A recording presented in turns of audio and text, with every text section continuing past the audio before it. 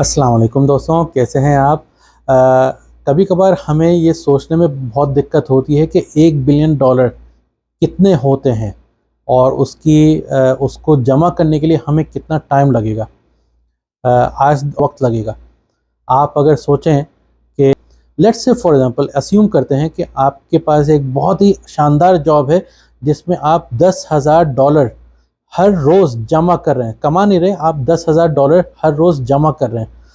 और आप ये जो है 280 साल तक अगर आप हर रोज़ $10,000 जमा करेंगे तब कहीं जाके आपके पास $1 बिलियन जमा होंगे। Can you imagine that?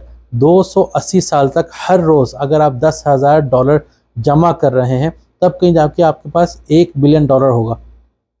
अब एक और चीज़ अस्यूम करते हैं कि आप वही $10,000 हर रोज़ 52,000 ईयर्स तक जमा कर रहे हैं, तब कहीं जाके आपके पास इतनी दौलत होगी जितनी इलान मस्क के पास है।